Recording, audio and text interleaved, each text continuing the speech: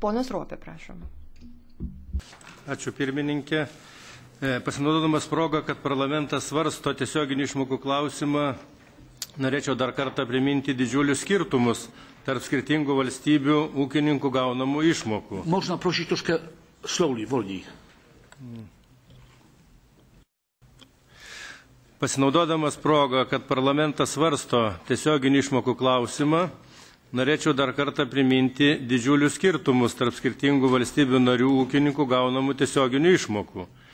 Negana to, kad Baltijos šalių, tarp jų ir mano atstovaujamos Lietuvos žemdirbiai gauna mažiausias ES tiesioginės išmokas, mūsų ūkininkai ir toliau kenčia nuo Rusijos embargo padarinių. Ypač skausmingai embargas paveikė pieno sektorių.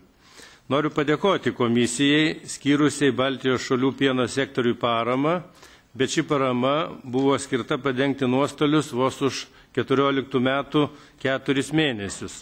Tačiau embargas dar nesibaigė, politiniai žaidimai tebevyksta, o ūkininkų patirimi nuostoliai didėja. Pieno gamintojai Baltijos šalyse jau ūkininkauja tik iš idėjos ir bijau, kad atėjus laikui ruošti pašarus naujam sezonui, nemaža dalis ūkininkų tiesiog jų neberuoš.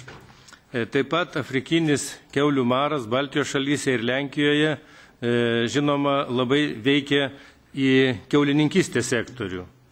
Ir manau, kad komisija neturėtų užsimerkti prieš šią problemą ir pasinaudos progą raginu komisiją rasti lėšų paremti Lietuvos ir Baltijos šalių pieno gamintojus, ką ir žadėjo komisaras per susitikimą. Ačiū.